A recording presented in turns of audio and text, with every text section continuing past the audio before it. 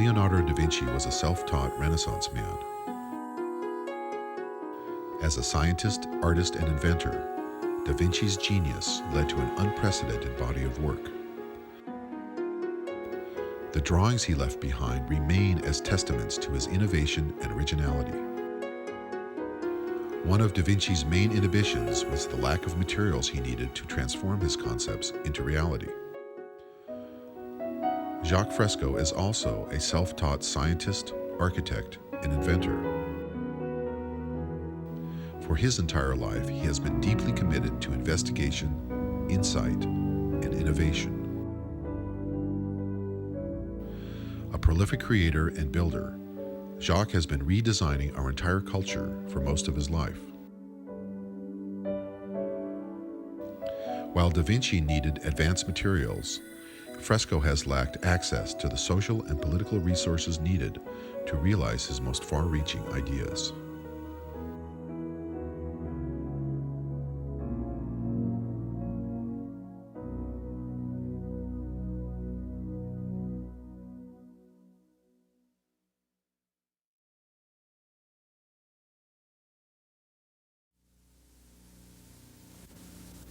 My guest is an extraordinary Miamian, Dr. Jacques Fresco. I could go through all the things that Dr. Fresco has done. He's a social engineer, industrial engineer, designer, inventor, consultant, was a consultant for Rotorcraft Helicopter, director of Scientific Research Laboratories, Los Angeles, designed and copyrighted various items, ranging from drafting instruments to X-ray units. Has had works published in the Architectural Record, Popular Mechanics, Saturday Review, and has been a technical and psychological consultant to the motion picture industry, member of the Air Force Design Development Unit at Wright Field, developed the electrostatic anti-icing systems, designed prefabricated aluminum houses. What does it say in your driver's license? What is the occupation? Industrial designer.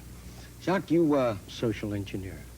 Does it bug you that people, when they talk about Jacques Fresco in Miami, say that he's someone who's too far ahead of his time? His thinking is... We're not ready for advanced kind of thinking, of that type. Does it bug you? I imagine every creative person in every field encounters that sort of problem. No, it doesn't. I can't afford it. There's too many things that are important.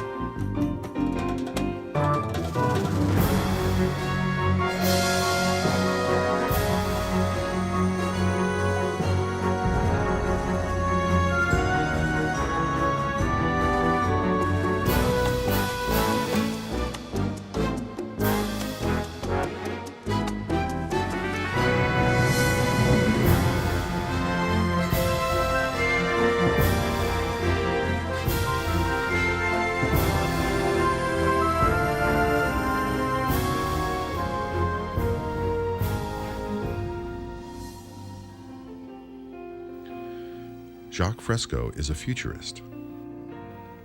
A futurist is someone for whom all thoughts and actions are based upon what tomorrow could be. He has been planning for the future since the 1920s. Not only is he a philosopher and theorist, but an engineer, industrial designer, and social planner.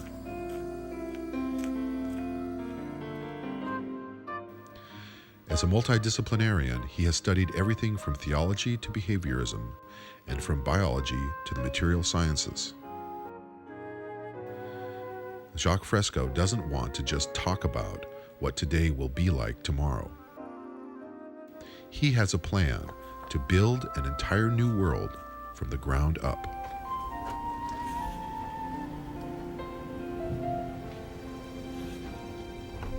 I'd like to go from the time you first started conceiving of drawings. Started drawing? Yeah, Oh, that's very early. time you started drawing. 8 or 9 years old. About the future? Yes. I was always interested in the future, as far back as I can remember. There was a motion picture called Metropolis. It was different. It took my attention. It was the first out-of-the-box type movie.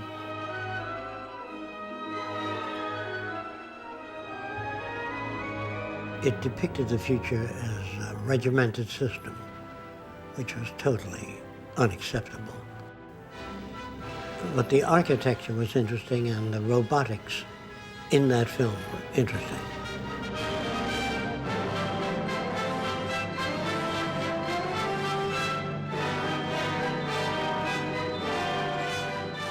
I drew airplanes in cities of the future and underwater cities and floating cities and skyscrapers with landing platforms on them. I drew my idea of what a post office ought to be.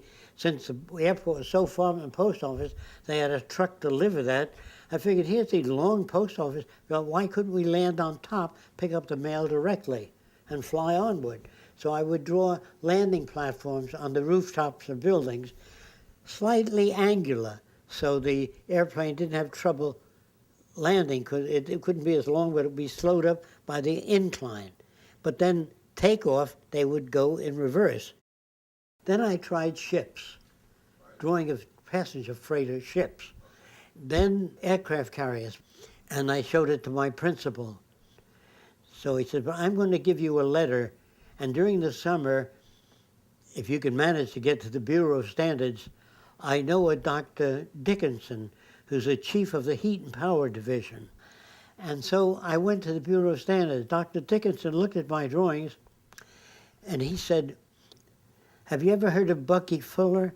I said, no. I think I must have been 14 or 14 and a half, somewhere around there. So they said, would you like to meet him? I said, yeah, sure. What is he? He's an inventor, like you. He thinks up a lot of new things. Buckminster Fuller was one of the 20th century's most renowned futurists. Known primarily as the inventor of the geodesic dome, Fuller was a proponent of using technology with a humanistic approach. Dr. Dickinson took me out there to see Fuller, and there was Bucky Fuller. He was seated there with his car called the Dymaxion. I talked to him about social things. I said, what about changing society to some other form whereby all people can benefit from the works of industry? He said, what do you mean? I said, well, instead of working people going out on strike, give them a piece of the action. And so if business improved, they all got automatic pay. If it went down, they got less pay. So he sat back and he said, what are you, some kind of social planner? Is that what you want to be? I said, I don't know what the name is, but I think that would work. It would give people more incentive. He says, let me tell you something. It's tough enough just getting a new automobile out there. If you're trying to change society, this is years before he even lectured on things. Albert Einstein once said, the problems we have cannot be solved at the same level of thinking with which we created them. Did you meet Einstein, Albert Einstein? Yes. Where did you get the idea to meet Albert Einstein?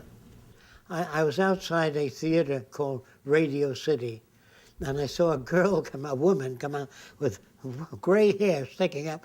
I said, looks like Einstein's sister, to my friends. And then Einstein came out, and I think it was his sister. So I was just kidding about that. And I walked over and I said, is it possible to meet with you? He said, why? I said, I have thousands of questions I want to ask, but He says, I live in Princeton, New Jersey. So tell me about the day you went and met him. Well, I went to his home, and it was modest. I said that there seems to be harmony in nature. How do you feel about that? He says, yes, the universe is lawful, but harmony, I don't know what you mean by that. I said, well, when a rat eats insects, it may be supporting the rat system. But what about the insect system? What he did is he used some water from a backyard, swamp water, and he put it under a microscope, and he said, look, everything is fighting everything else. He said, in the human body, everything is fighting everything else. In the ocean, big fish eat little fish. I didn't really have enough time to sit there with Einstein and go through all kinds of things, because he didn't seem to be in that area. He did, are you interested in mathematics? Mathematics. You're interested, what Boolean geometry means to you? You know, I didn't want to get off into that, because to me, that would be a sidetrack. Mathematics is a tool, just like sociology and anthropology. These are all instruments to go into making up the future.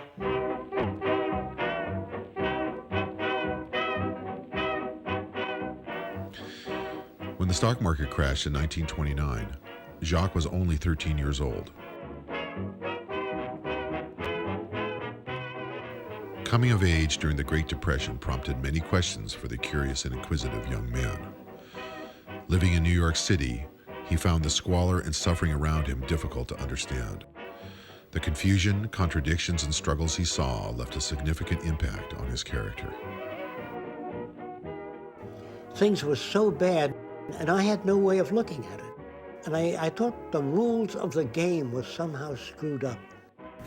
I went to many different meetings, communist meetings, socialist meetings, fascist meetings, Mankind United, technocracy, to see what the world was teaching, including Eastern philosophy. And I wanted to know what people thought, what they wanted, why they gelled on one system. And that each time a society arrived at a system, they tend to keep that system. They didn't even try to go beyond that. But in technology, whenever we made anything, we try to surpass it. The history of civilization for me then was a history of change, social change, human arrangements, homes, boats, planes, trains, all of them were in a process of social evolution, including our language, our outlook, our values, our behavior. As the Depression wore on, Jacques left New York and started hitchhiking around the country. In his travels, he met many interesting and different people, most of whom were, like himself, searching for a way of life that was fair and equitable. Eventually, he ended up traveling to the warm waters and primitive islands of Tahiti. I wanted to go to the South Seas because I like the idea of the natives sharing things. I've read about that. Now the chief, if he had 6 wives and you were strange, he'd say, here's my best wife. Maybe she will please you. They felt their wives gave them so much joy, perhaps they'd give a visitor some joy. You know, their thinking about it was different, and that upset, it caused me to ponder, hey, that's not the way I saw things. Was that the way I saw things? Was that the way I was indoctrinated? That's when I began to ask those questions. So how do you know that anything you like makes sense, Doc? What about your own values? Think about them. Maybe they are senseless. Concerned that Tahiti would be invaded, Jacques returned to the U.S. and joined the Army Air Corps. When the war was over, thousands of factories stood idle, their manufacturing capacity no longer needed for wartime production.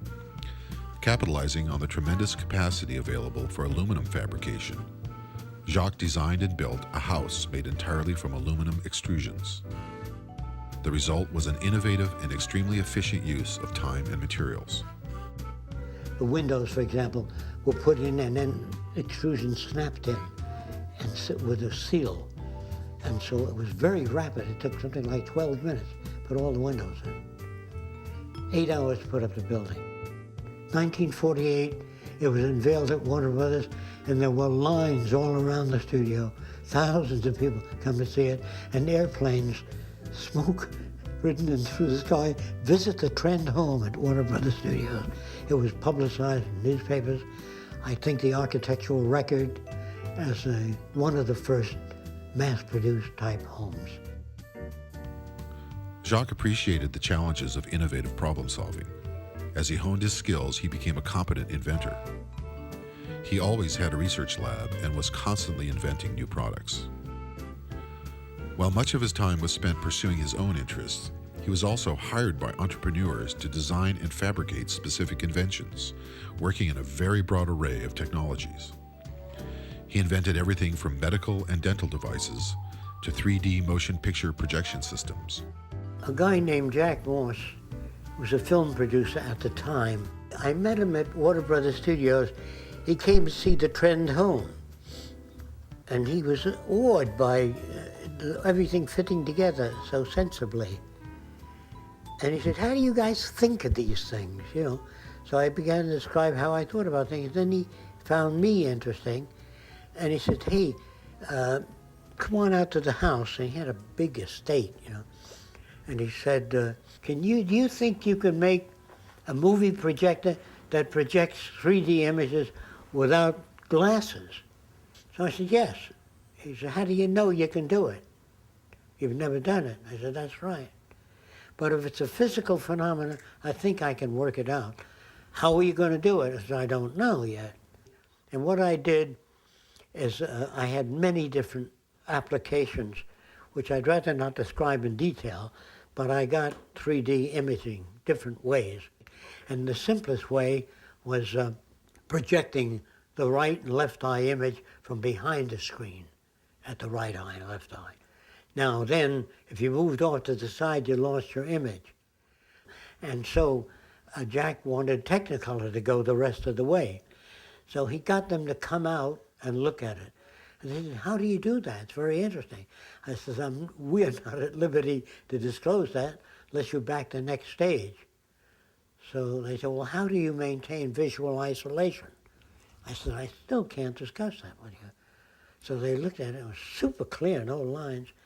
They said, well, that's the best I've seen up to now, but it fades to 30 degrees. I said, yes, it does. And at a distance, it fades, too, as you move back. So they said, well, can you do anything about that? I said, yes. That's why you're here, to take it to the next stage. So they said, look, Jack, you get rid of the fade, and you get rid of the distance problem, then call us. So that died, like the Trend home died. Then I read in the books on invention how Alexander Graham Bell had to make the telephone before they backed it. The Xerox machine had to be made completely. Edison had to make the electric lamp. Nobody backed him on the way up until after he was known. What are these for? What were these all about? These are Oh, gee. these are various. Well, these are surgical instruments. Yes, Aren't they? various types. Those are only some of them. You know what a retractor is? No. Holds the skin open while you're operating. These are various types of retractors. The purpose of that was to rotate the bone so it's in line before you put the prosthesis in. It rotates the femur, the upper region of the femur. Those are tweezers with holes in them. If you look at the holes on the front of the tweezer, to put the sutures through, to guide you through the muscle. So you put it over the muscle, and the holes are right through the middle of the muscle. You didn't have to eyeball it. So these are things that you designed Long time ago. under contract. Oh, You yeah. contracted to design these yeah. things. I did thousands of different things. But this doctor took the patents out in his name. But that's all right. I didn't, as long as it was out there. I didn't know what I wanted to be. You know, since I looked at all things and tried to change all things, wheelchairs, everything, make them better, you know, I found it easy to invent. But then inventions cost money, and I didn't have money for patents. So I used to make thousands of different inventions and just file them away because I had no money. I used to spend my savings, whatever I earned, on what equipment that I needed. And if I was working on an artificial leg and I was $200 behind, I would take my last $200 and work on that, you know. And I'd solve that problem, but then the rent would be due and the electric bills, and I couldn't pay them. So the auctioneers would be sent in to auction off everything in my lab. So I had to sit back. I couldn't adjust to say, well, I got to sit down, $25 for rent, $200 for this, for a machine. I couldn't do that because I was very near the answers. And the type of problems I worked on were outside of the frame of reference of most science. In the fluorescent tube, you have high voltage moving along, you have a transformer that generates it, and you put a phosphor material that glows. But the tube is round, and the phosphor on the back side does nothing. There's only the phosphor on the front side. So I wanted to extrude the tube so it's elliptical. So you have more light surface in an elliptical tube. Then I wanted to mirror back the back of the tube. Instead of putting a big reflector outside there, put the mirror inside the tube. So I didn't have the money to make that tube. Then I said, what the hell are you making a tube for? Why don't you work on a flat sheet of glass that phosphors, that glows? So make glass that's electrically conductive. Well, how do you make non-conductive electrically conductive? By putting metallic particles in the glass and phosphors. What would happen? The electric current would flow through the gas, animate the phosphors. So you had a flat sheet. You don't want a lamp. A lamp is only giving light on one side. I wanted the whole surface to glow. Over time, Jacques' ideas about the future became more well-organized and focused. Gradually, he began to combine his technological expertise with what he had learned about human behavior, sociology, and social structure. I spent so many years improving area by area. I said, look, the whole society is aberrated, the way we do things. Why not redesign society? It'd be easier than making all these thousands of products. So you really decided to redesign the culture? Because I couldn't patchwork didn't work. It wasn't sufficient. So they thought I was a communist. You know, after all, the guy wanted to redesign society. What else? What is socio-cyberneering?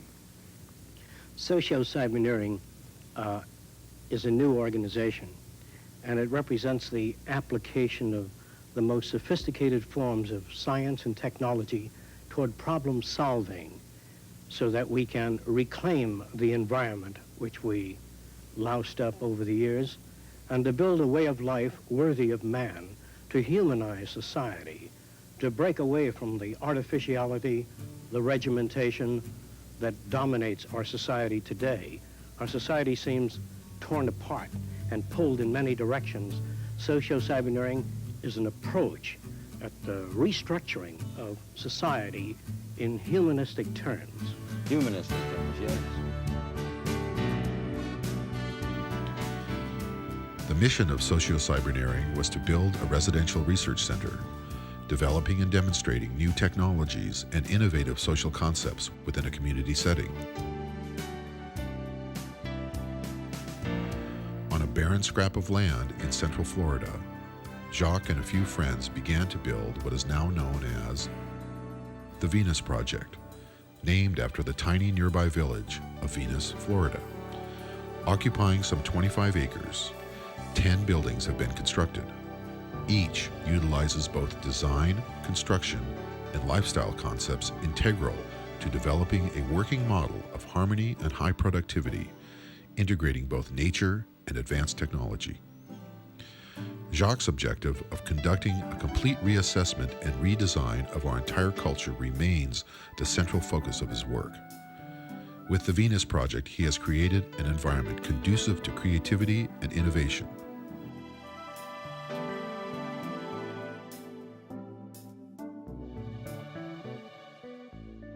When people come here, they're amazed to hear that this was just a flat tomato patch. We've dug out streams and ponds and planted hundreds of palm trees and trees. And we built this land to show what the outskirts of the city would be like. We have many buildings here, but you can't see one building when you're in another. We really wanted to show how high-tech and nature could coexist within this environment. Jacques and Roxanne have been living on the property and building the Venus Project since the late 1970s. The entire time has been a constant process of developing and implementing new ideas. Jacques begins with a drawing, then produces a scale model, and then videotapes his models in order to demonstrate his concepts for the future.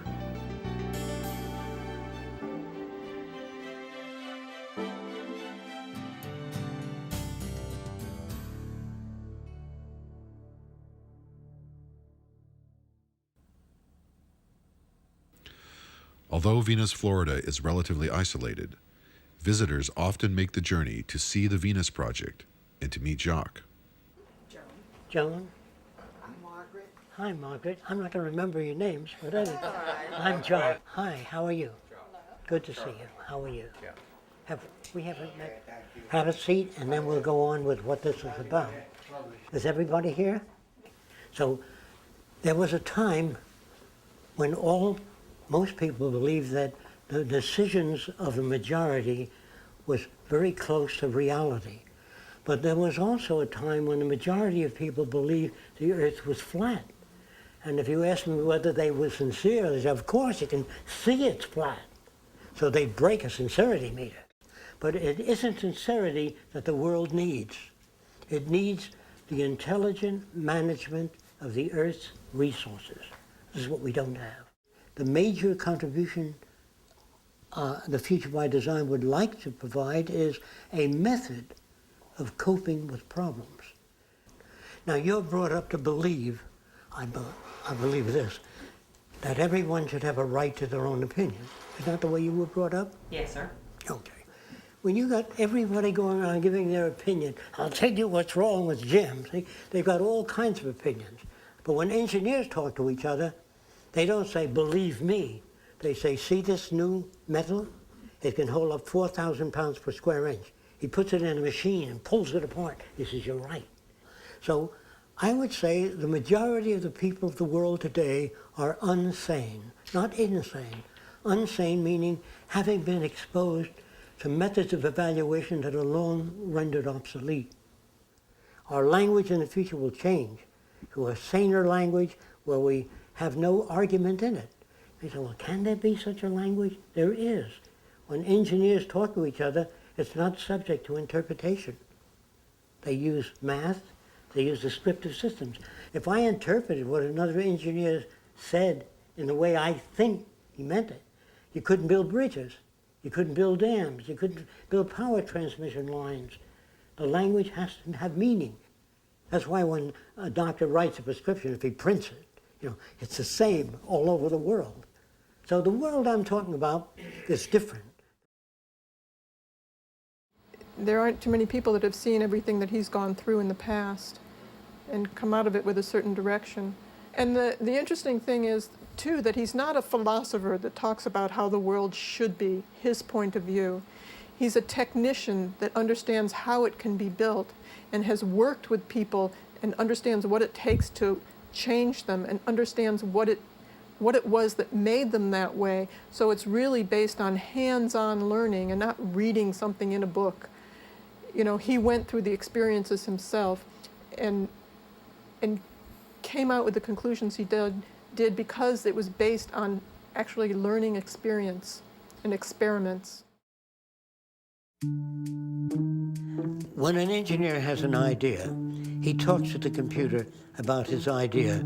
While they're talking about it, the integrated computerized system will take the elements that they're speaking about, convert the language into imagery, and the image will churn and be exposed to all of the people watching that exhibit and presentation.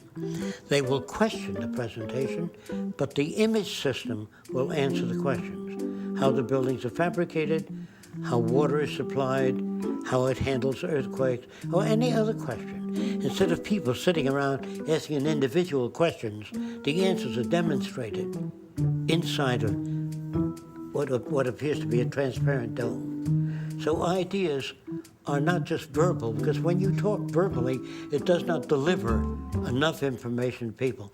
So a more comprehensive system of communication is three-dimensional imaging, always, showing people what you've got in mind, not what they think you've got in mind.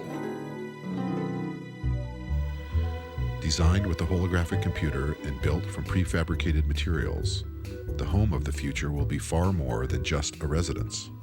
It will be an element of lifestyle and will facilitate learning, inspiration, and communication. One of the most interesting aspects of tomorrow's civilization will be the fact that if you knew anyone fairly well and went to visit them in a period of time of just a few years, their houses will change because the people living in them change. Their needs and dimension of knowledge grows considerably, and so will the environment that they live in. There's no such thing as a fixed home that a person lives in all their lives. It changes with their values, with their outlook, with their acquired knowledge. You had said one thing about how the buildings were designed according to function. Yes. The curvature and the materials and these... Yes. I compare it to natural physiology. An animal's shape is not designed from the outside in. It evolves from the inside out. Whatever you request, the exterior will express a cover over the shape that you prefer to live in.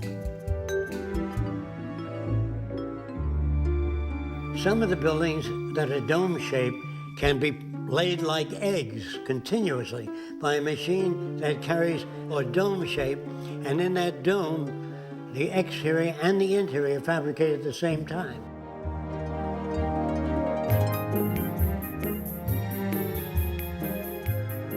Not everyone will choose to live in a dome. They will choose to live in whatever architectural shape would meet their needs. The reason why we suggest a dome is it uses the minimum amount of materials and covers the maximum areas and offers maximum strength. So the dome shape is included in almost all of nature. Your brain is in a dome. The cranial case is in a dome. So if a person says, yeah, I don't think I'd want to live in a dome, you've been living in a dome most of your life. The interior building will have no source of light. You won't be able to see a lamp or a source of light. All the walls would have even illumination. You can also specify the color of the illumination, either the entire inner surface or local areas of different color, if this is your request. This would be the simplest type of bathroom: shower, sink, toilet bowl molded into one system. Actually, there's no hardware on here, but there's a slot and the water comes out as a ribbon, and that'll cut the soap off the hand and use about 1/6 the amount of water. Now the wastewater from the sink goes down into a pipe around here and fills the water closet, and we flush the John with that water. So instead of telling people to save water, build a system in. This is what it's all about if you wish to conserve water. Now the bathrooms may vary from that simple style to slightly more complex, but all one piece. There may be as many as 50 variations on a bathroom. You pick what you want, and then it's installed. When you leave the building, the entire building is clean. We also have a slight increase in air pressure in the building, so no dust comes in your house from the outside. If there's any contaminants in the air, it increases the electrostatic charge, which removes contaminants. It would be a smart house, because the house has its own nervous system. This is what I'm saying. In the future, houses will have many sensory devices to detect fire, toxic materials, anything that may threaten the life of a human being. Now, if you walked into the house of the future, you might say, can I use your phone? what's a phone? You just say, I'd like to talk to Sam in Arabia. What part of Arabia? You just announce what you want, and the sound will be focused at some point instead, right at your ear, so you can hear Sam in Arabia. In southern Florida, millions of dollars in buildings were destroyed by the big hurricane there. And they put up buildings that look just about the same.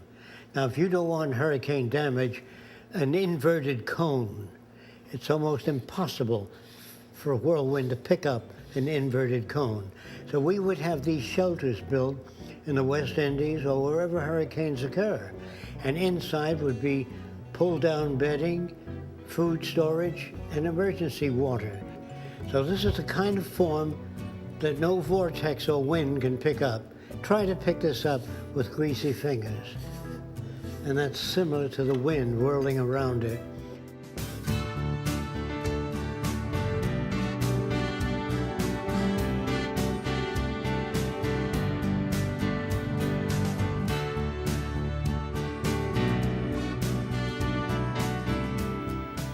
For apartment buildings and other large structures, Jacques has devised a cybernated construction system. Computer-controlled robots will handle 90% of the movement and placement of prefabricated components. Special advanced materials are to be developed, eliminating waste and minimizing the need for manual labor. Guided by satellite and using a sophisticated form of artificial intelligence, the buildings will construct themselves, a technique Jacques has named self-erecting structures.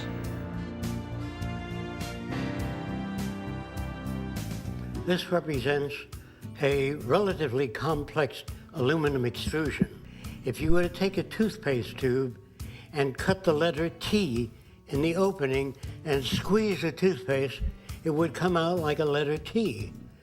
And this is how extrusions are made. However, in the future, it may be possible to extrude complete apartment houses, apartment building units or modules. This extruder can be faced with different dies to mold different shapes.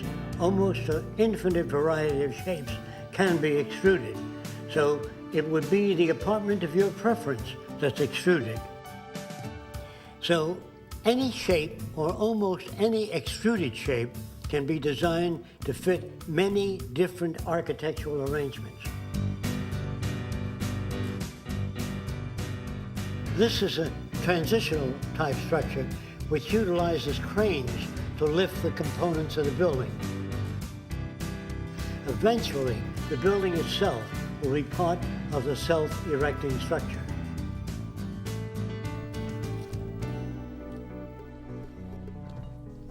Don't forget, all the models that I do are only transitional.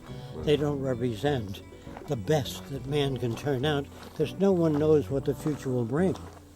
There are just so many variables that can alter things.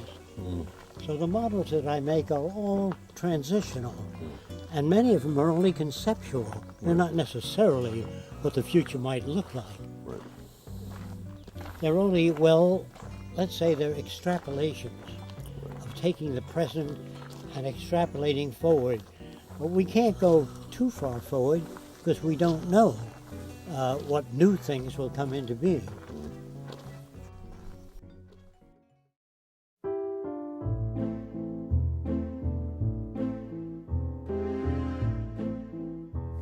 Now this looks like a train station. We hope to phase out the airplane by designing transportation units that can move up to 2,000 miles an hour, floating on a magnetic repulsive field or an air cushion. And in those huge trains of tomorrow, there'll be television, radio, amusement, art centers, classrooms, not a group of seats lined up as your trains are today. If 40 or 50 people have to leave the train, we slow up to 100 miles an hour, lift off the passenger section, or slide it off and slide on a section with the passengers getting on. You don't have to stop the whole plane or the train. In the future, we will just shove off those passengers getting off and that freight leaving. This is part of the linear acceleration train that can take you anywhere in the world in just a few hours, safely, without snow, rain, being lost at sea, subject to the weather. Are all these things you're saying?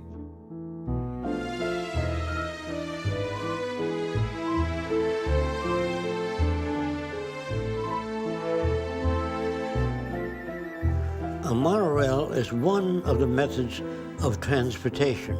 Some of them can be suspended by magnetic levitation. Others can use wheels and ride the rails. This is an aerial perspective of a monorail station with entrance and exits on the side of the highway. This is actually a true monorail because it is one rail system that supports two trains. Most monorails aren't really monorails. They consist of two tracks. This is accomplished on one track.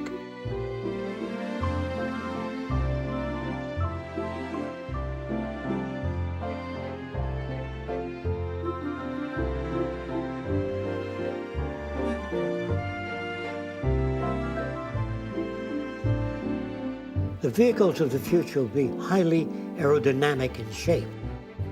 Their shape will permit the minimum amount of skin resistance, giving you the maximum distance for minimum fuel consumption. The front end of the car will be equipped with radar or sonar or other sensory devices that can detect the distance you are from other vehicles and maintain that separation automatically.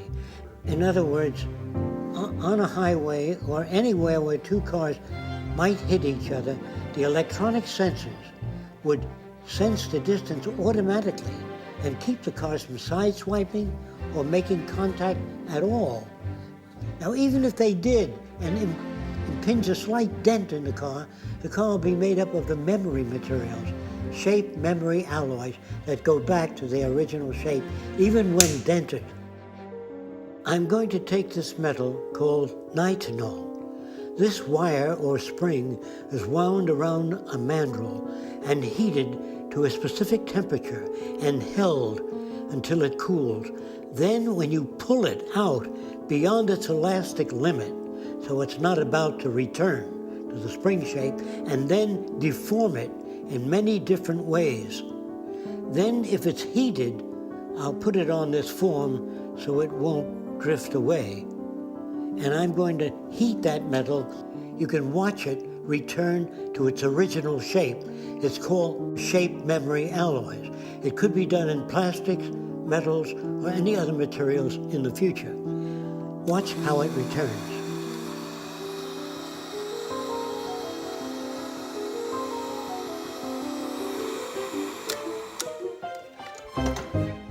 And even if an area of the car were removed, they can be rebuilt. In other words, automatically, by the car having a memory system of its configuration, just like the human body, just like perhaps in lizards and salamanders and certain types of organisms today can regenerate parts of their body. The technology of the future will enable our automotive vehicles to repair and regenerate damaged areas.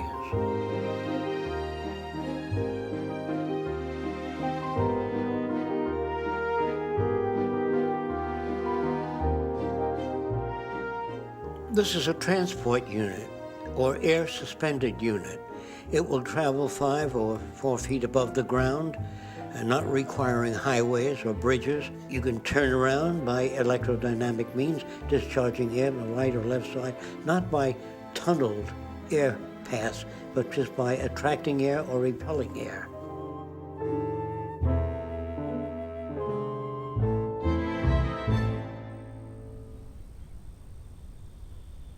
I did this about 65 years ago. This is what an automobile will look like in the future. It'll have sensors on it. So if I got mad at you, and when I get within a certain, the brakes go on. If I'm backing up and there's a child crossing, the car stops. No one drowns in a swimming pool because the net comes up when you're not home. Is that clear? If somebody falls in the pool and you're busy cooking, the child sinks at one time, it comes up right away. What do you want? What kind of world do you want? Okay. So what you see here is just glimpses of the future. So we'll go around and look the place over so you get a better idea. Now that area over there, across the water, we will build a very large dome, like a center for dialogue, to invite different people out here.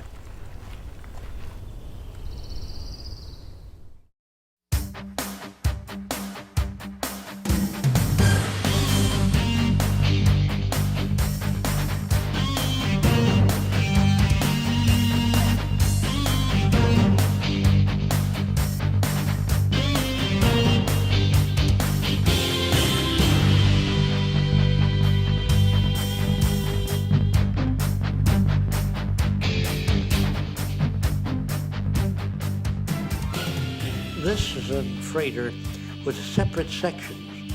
This freighter can deliver this to the Philippines, drop this off in Hawaii, and so when all of the freight bays are released, they are propelled automatically to the loading docks.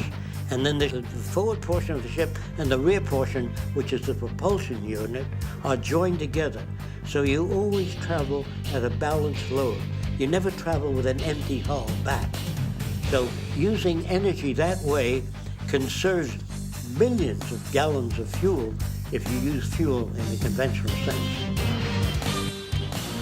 This is a possible propulsion method.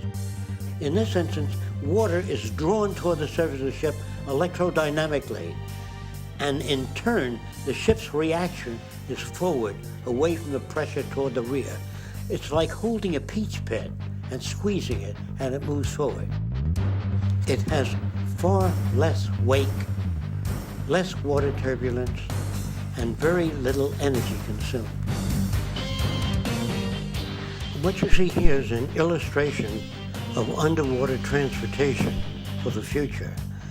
And the very leading edge, air bubbles will be emitted very rapidly in front of the unit, and that will cut down the resistance considerably. If you were to release thousands of air bubbles underneath a ship, it would sink because the water is less buoyant with the air bubbles in it. So the air bubbles will be a system in the future for reducing the forward resistance. Transporting things underwater is much more economical and offers much less resistance. When traveling on the surface, you're confronted with waves and wave motion. Underwater, you don't have that problem at all.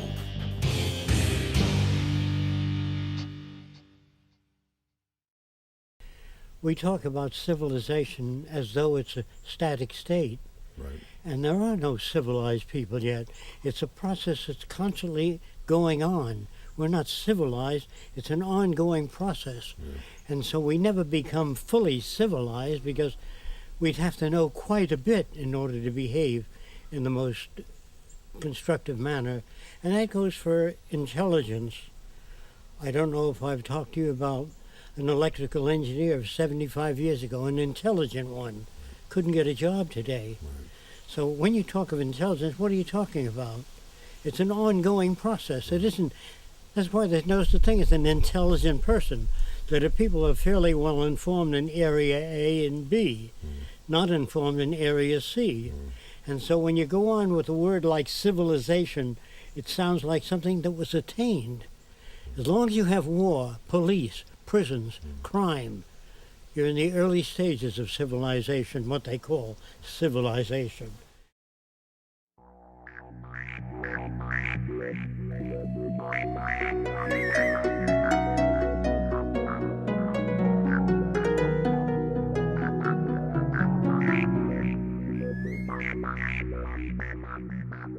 This type of helicopter or aircraft would have its propulsion units at the tip of the blades. They'd be relatively small, high thrust. The center of the disc, or the passenger compartment, would remain stationary while the blades spun around. In the event of engine failure, the blades can automatically gyrate and bring the craft down, not only vertically, but can travel forward by tilting.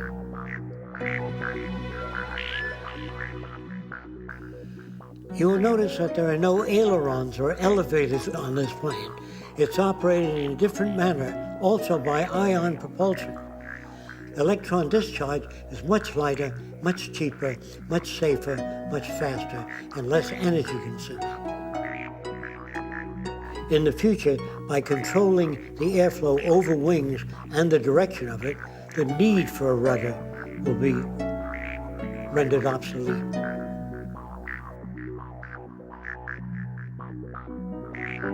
For individual transportation or small groups, you have the vertical landing and takeoff VTOL aircraft of the future. They are called lift fuselage. That is, the body itself generates the lift for this type aircraft, and it is propelled electronically, meaning particles are electrified and discharged from the rear of the craft, which propel the craft forward. And for hovering, we then eject the same propellant downward and generate a ring vortex, a whirling vortex beneath the craft, and the control of that vortex determines the speed downward.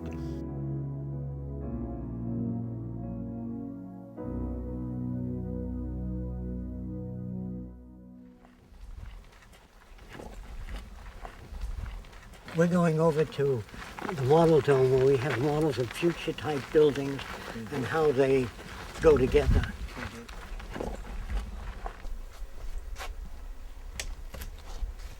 Here you have the city system.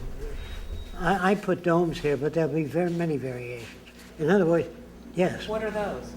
These are research centers. Okay. This is medicine, agronomy, population designing, improvement of products, energy systems. Energy in the future will be geothermal, most of it. You can get that from the Earth. There's enough geothermal energy for thousands of years without worrying about anything. And I'm not talking about solar, wind power, or wave power, or tidal power. All that is extra.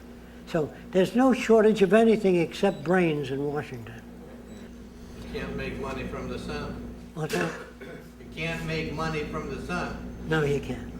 Exactly that. Now all these buildings can come apart and be recycled. Now if you follow me, we'll go to the future. All right, let's explore the thinking of Jacques Fresco and the society he'd like to see. Now, we'll start with this, and you tell me... I'll try to point it out. Yeah, you can point right at it. Most of the cities are based on natural configurations, basic designs in nature. The center of the city, the nucleus, will house an electronic computer, which only controls water purification, the atmospheric conditions, that is, it controls air contamination systems. They maintain safety, they oversee the environment, maintain ecological balance between animal life and plant life. The center of the city is a university that covers all subjects related to man. There's no courses that are used to exploit or abuse any other human being. All repetitious jobs will be phased out. We feel that machines ought to do the filthy or the repetitious or the boring jobs, that man has to be free to pursue the higher things, the higher possibilities of man. In other words, if this... So you came up with this idea for a round city. A round city, a round governmental branch.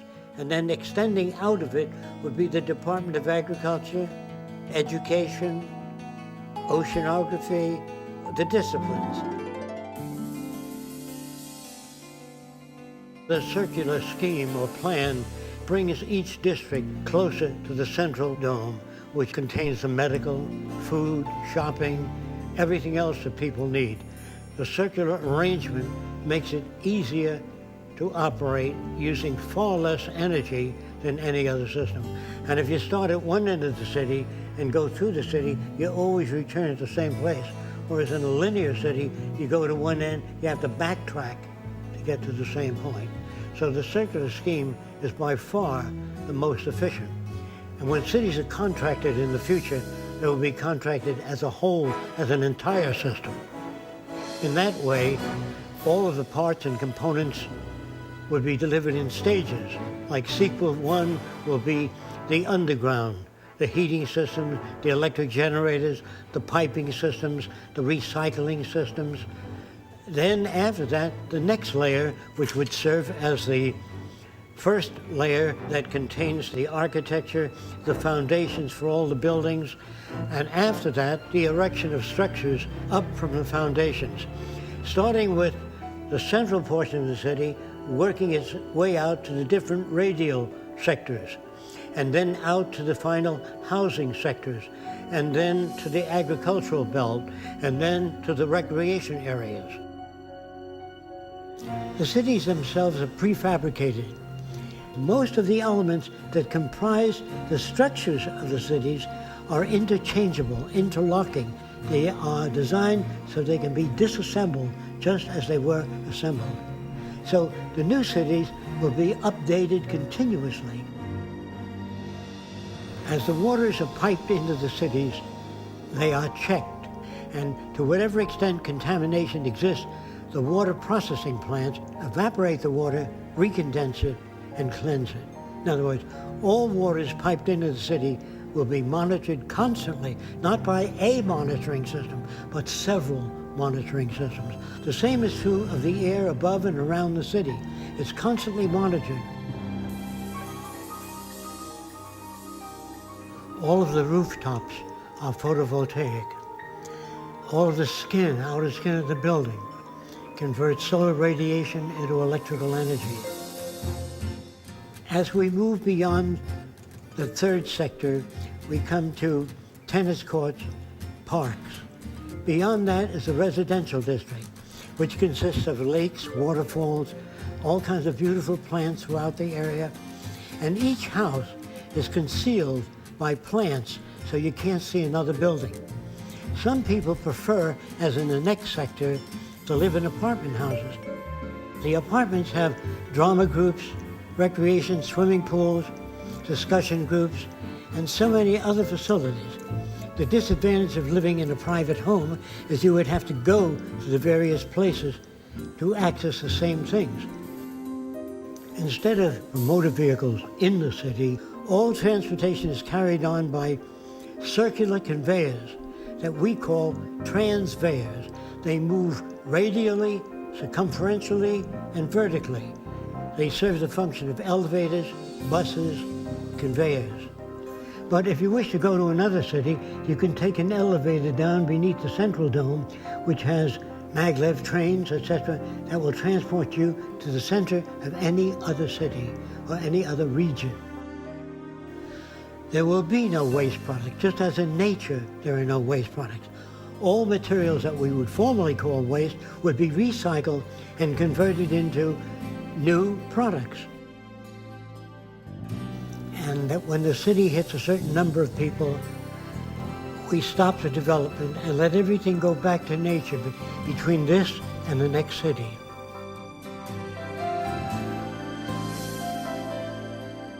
It doesn't mean that we can solve all the problems. We can just design and build a far better environment to advance all human beings.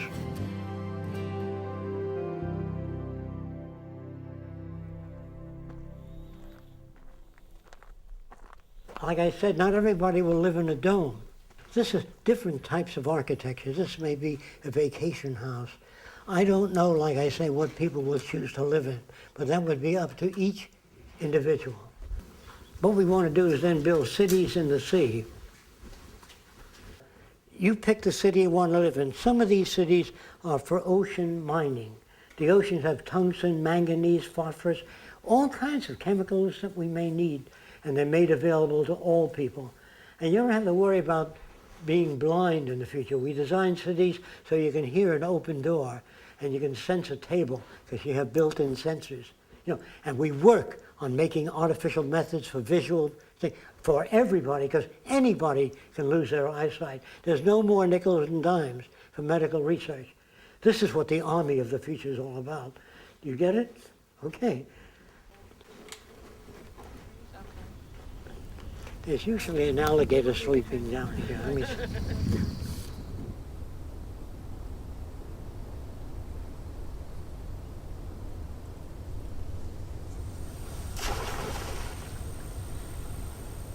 Are you betting that people will not declare war on each other so that you can get at building all of this? Well, we don't have much choice. We're going to destroy each other, or we're going to make it. Now, this looks like some sort of submerged stadium with something. We might build circular cities in the sea, where the water's about 30, 35 feet deep. Most of the apartment houses will open out into the sea. You can observe marine life and fish swimming by. There'll be no zoos, no seaquariums. Everything will be observed in natural conditions. There will be boating, scuba diving, recreation, and universities built in the sea. These drawings all made by you? Yes.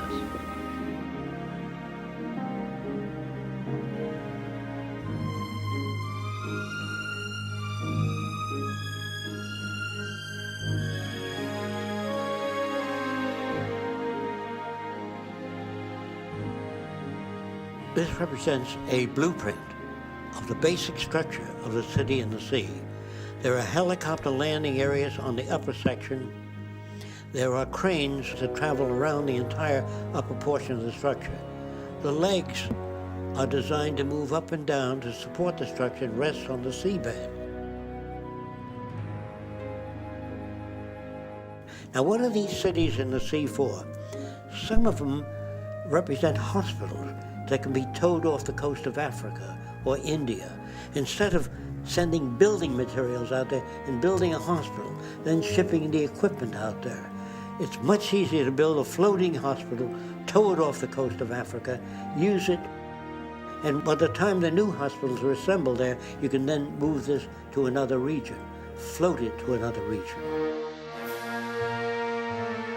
Most of the cities will be constructed in dry docks by automated systems. After it's complete, the flood locks are open and it fills with water.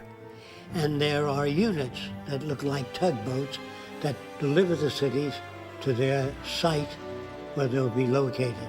Some will house as many as 1 million people, a series of cities in close proximity joined together by transport systems, that is, tunnels either under the water or above the water bridges.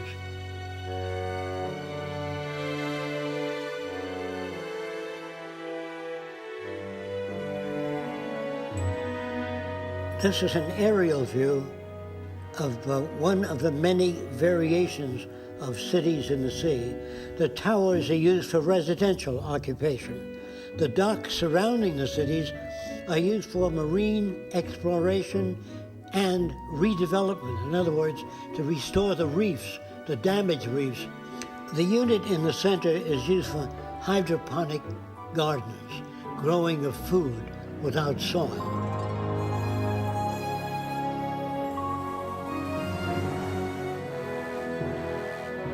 Now, many of the cities in the sea will have docking facilities for marine vehicles, and that'd be like an underwater bus that would take people around to visit the different areas. You'll be able to get a very good picture of the ocean and how we harness it and use it and preserve it and protect it so that future generations might enjoy the oceans also. This projects above one of the cities under the sea with an observation platform and a landing platform on the upper deck. At the sea level, there'll be a floating dock system that moves with the tide up and down so boats can dock. Then you enter an elevator shaft which goes through an airlock. It takes you to the bottom of the sea or the seabed. The seabed is used for observation of reefs and marine life. Not only do they monitor the reefs, they restore the reefs and change them, rebuild them, or redesign them. Someday we'll be able to control the shape, configuration of reefs so they can support more marine life. I think humans can add to nature and improve it considerably. What will that mean? It'll mean a higher standard of living for all people.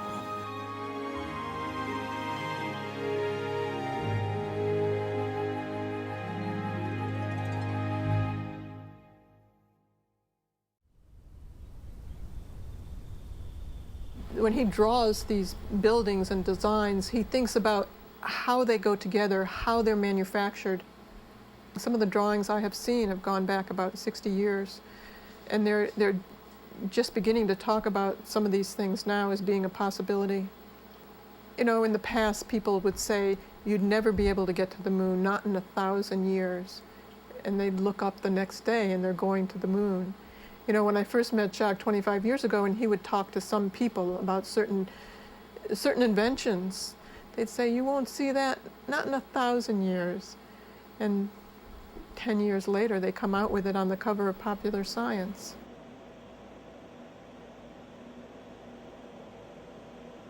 The whole basis of the technology is to maintain a high standard of living. Technology is not worth anything unless it improves people's lives. Today, people are afraid of science and technology because it's so abusive today in so many ways. But it's not science and it's not the technology we should be wary of. It's the abuse and the misuse of science. You can take a rocket and you can shoot it into outer space and explore outer space, or you can take it and use it as a bomb and destroy another country.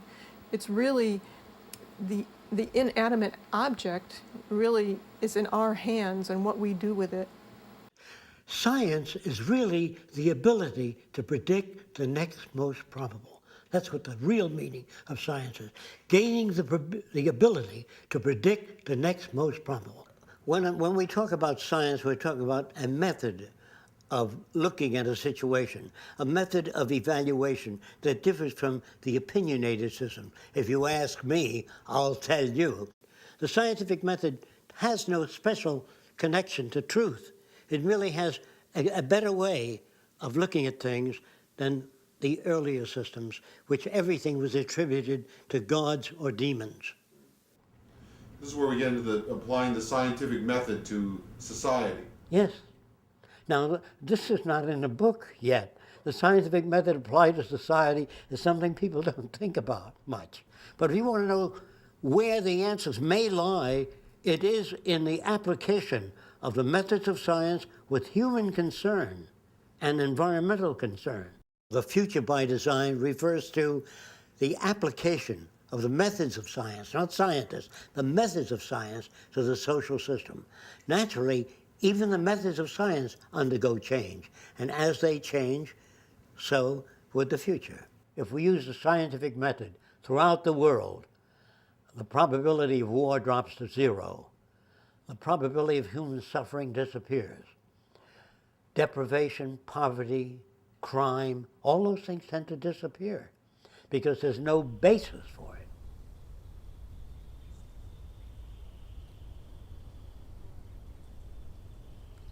Jacques spent a lot of time before studying people.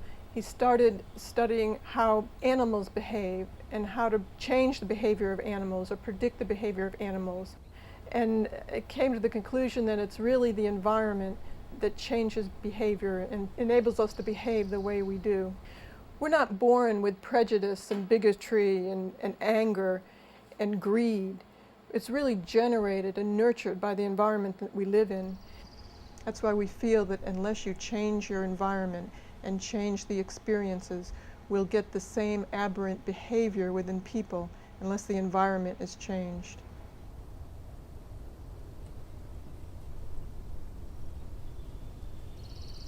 Any culture in the world today tries to educate people so they'll serve a function in that particular culture. In other words, if you're brought up in a Nazi culture, the flag waving and the swastika are the kind of things they put forth. If you're brought up in a primitive tribe, handling the javelin, the bow and arrow would be the kind of thing that you're exposed to. So people are conditioned to serve the interests of an established culture. Who does that to us? The owners of the institutions, the establishment. So they give us a value system that would support existing structures, whether it be religious, non-religious, industrial, military. When children say, you know, Daddy, what's the greatest country in the world? Of course our country is the greatest country in the world. Which God is the right God, Daddy? Our God. All the other gods are false gods. So picture this, a Roman family taking its kids to see the Christians being fed to the lions. And the kids are watching. Dad, can we come next week to see Christians being fed the lion? Are these kids sick? No, their value system is distorted. So I'm strictly concerned with the environment that people are reared in, raised in. And if that environment is altered, so will behavior be altered.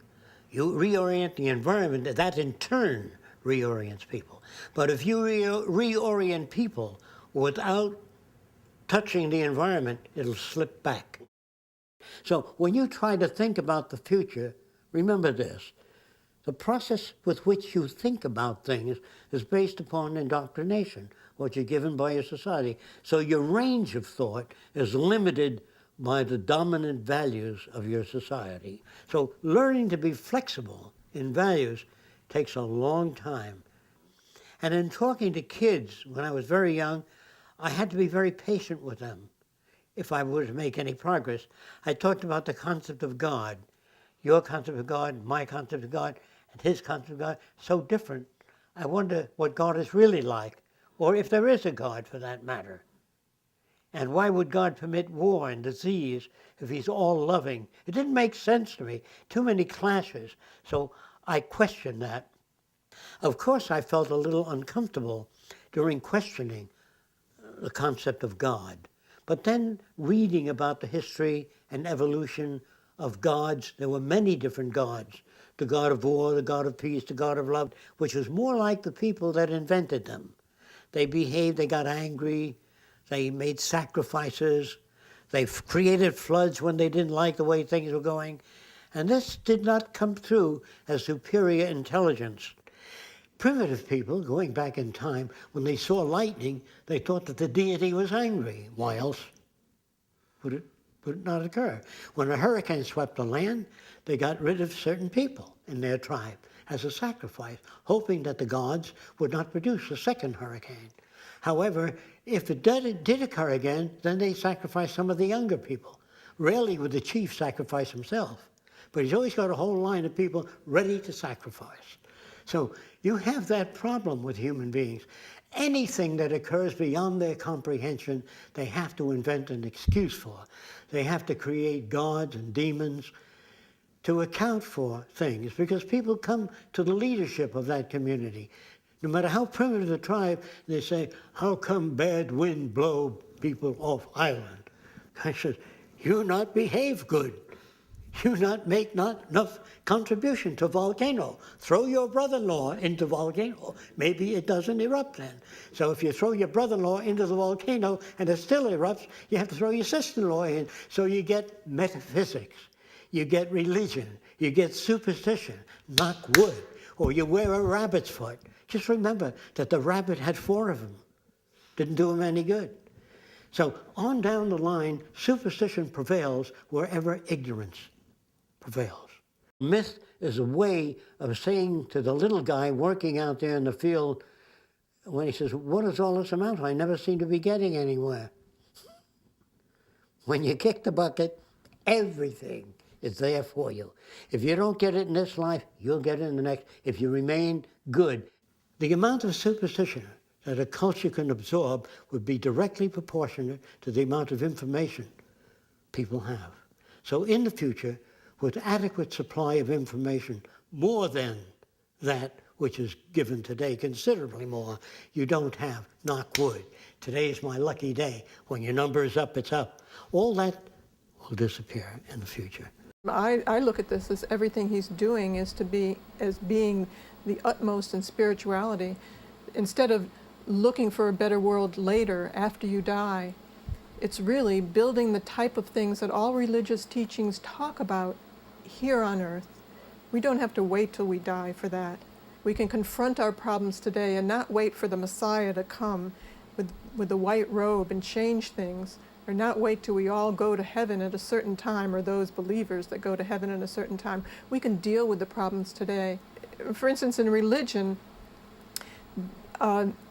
they put things on the will of God. If there's an accident, it's the will of God, and it stops you from thinking. It stops you from being innovative. It stops you from thinking about, well, how do we redesign the transportation system so we don't have those problems anymore?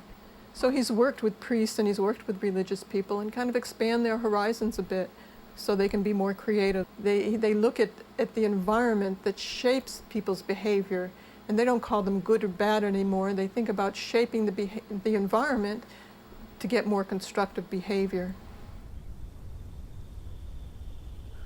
If you were to ask me to redesign the world and the way people live, first thing I would have to do is conduct a survey, find out what we have, how much water do we have, how much people, how much arable land area.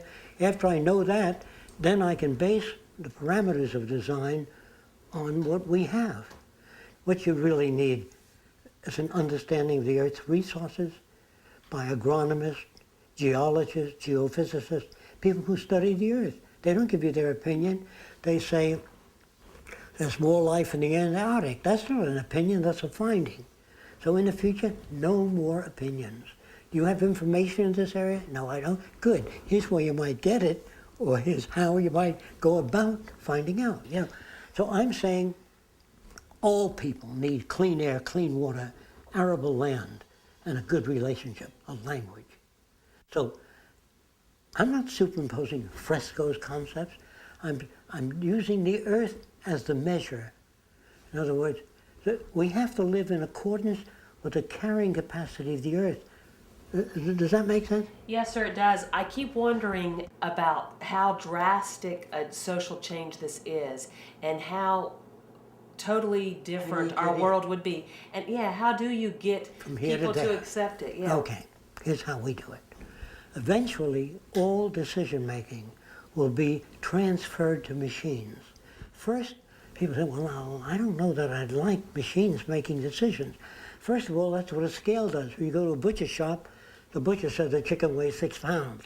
Since you're buying it, that doesn't look like 6 pounds to me. So you grab it, I think it weighs about 4, because you're tense, so it seems to weigh less. Then the scale came in, and we assigned decision-making to the scale. Is that right? Yes, sir. So do pilots. When they fly, I think I'm 1.5 miles high. They look at an instrument, and it tells them they're 4,203 feet off the ground. So that is decision made by a machine, because the decision-making by machine is far more accurate. Now, the question normal people ask is, yes, but can a machine be smarter than the designer? Well, I know a little guy that designed a machine to pick up a freight train and empty it. No, he can't do that. Machines are always faster than the designer. You ever see a Coke bottle machine move on the line? The designer, he can't move those bottles. So what is happening in our society? We are automating more and more decision-making and assigning it to machines. Picture a Department of Agriculture as a setup of computers with electrical wiring into the soil, like that. So if the water table drops, that pumps water out there. If the nutrients change, it pumps nutrients. You don't need a guy out there saying, Mr. President, we have a drought out here. And the president says, how bad is it? Well, there are 5,000 homeless. In the next 3 days, there'll be 15,000 homeless. So the president says, So he flies over. He says, yes, you do have a drought. So what? When you connect up the country, all the computers, to production, distribution, agriculture, you have a nervous system which maintains dynamic equilibrium in production and distribution of goods and services without money. The government is right above your head there. If you can turn around and see it, it looks like the globe. That globe there makes all the decisions because it's connected. We have satellites around the Earth that project a hologram, a virtual image of the Earth. So you're looking at the real Earth in real time. So you walk over to the image screens and you talk. You say, how many planes are there in the air at this instant? The computer will hit a laser spot all over the world and tell you 7,320. Every plane in the air, every hurricane, all the conditions all over the earth, plant diseases. No human can do that. So we don't need people in government. We need electronics in the field, production, distribution, weather, so we can come at home and find out anything we want to know without opinions based on folksy ways.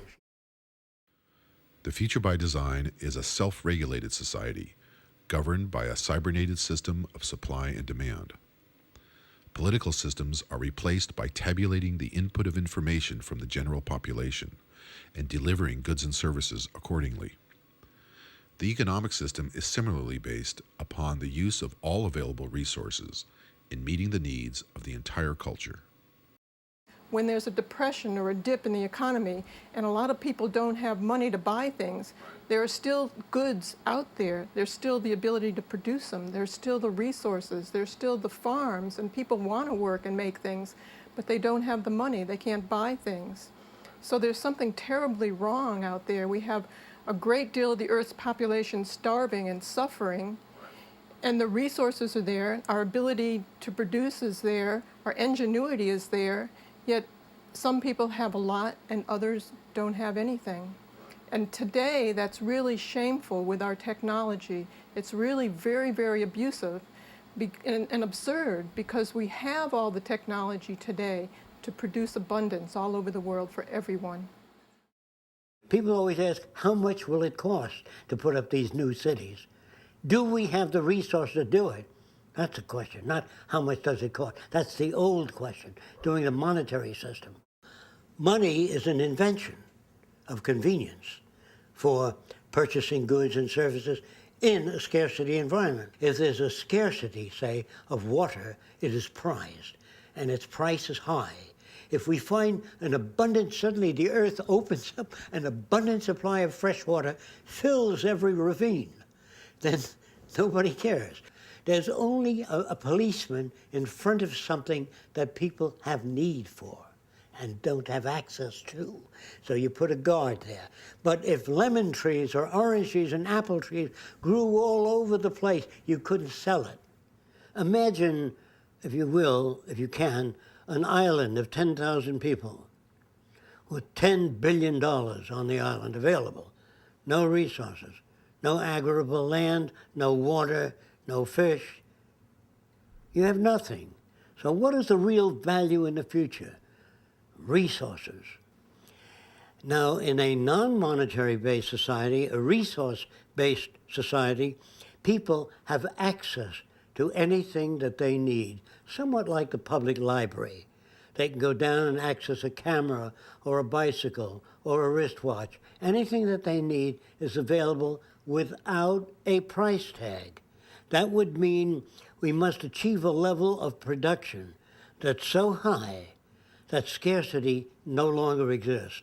Many people wonder what would drive people if they have access to all their needs. What would happen to incentive? What will motivate people? Or something gain. What's the gain? Although the gain is that materials are available, what will motivate them on to do better than what they have? Need. We will always lack. And the fact that we will always lack, meaning that we cannot achieve perfection, we cannot achieve truly dynamic equilibrium, we will always be in some form of disequilibrium. With the elimination of scarcity, the essential incentives change toward problem solving in general. When nations or groups of people do not have access to resources, their behavior is difficult to manage. It becomes aberrant. They lose their mental equilibrium. They cannot arrive at appropriate conclusions. Once people are free mentally of debt, obligation, servitude, then they can seek new horizons that they've never even dreamt possible before.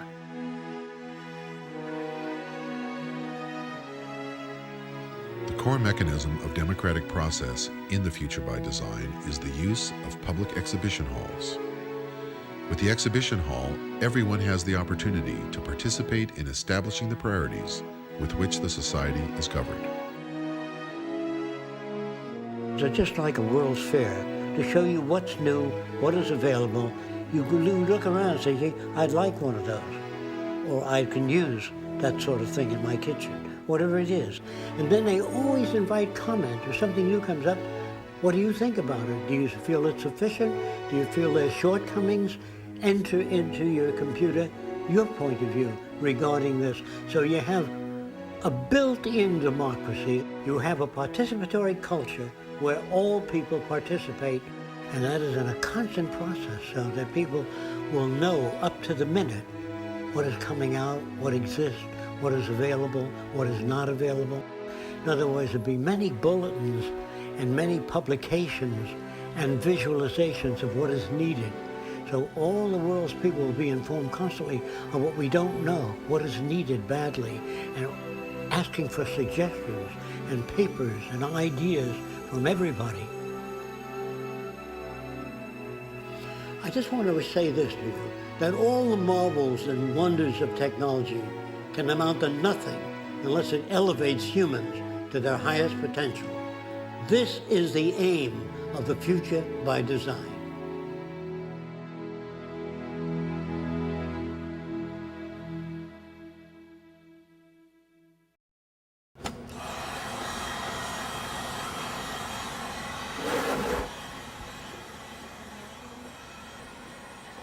Jacques continues to invent every day, to invent, to write, to work. He has a zest for life that keeps him going and keeps him working, and he's interested in things. He's interested in what happens out there and how this will play out and how it'll turn out, while very much wanting to introduce this direction to the world. So that's his prime focus, and he does that in every way he can by actually showing. It's not enough to just tell what the future will be like, but to show what people are missing. He keeps coming up with new ideas, new inventions, new designs, improves what he has, represents them better, makes more models, makes more videos. He's relentless at trying to get these ideas out. I think he fears where society is now. It's not acceptable to him, but instead of just complaining, he wants to propose an alternative. When people say, are you trying to build a perfect society? I have no notions of a perfect society. I don't know what that means. I know we can do much better than what we've got. I'm no utopian. I'm not a humanist who would like to see everybody living in warmth and harmony. I know that if we don't live that way, we'll kill each other and destroy the earth. We're a crude form of life right now in the evolutionary stages. Our civilization, really, we're not even civilized yet. So after the world joins together and we are through with military systems, prisons, torture, hunger, poverty, deprivation, when that is gone, that'll be the beginning of the civilized world. We are not there yet.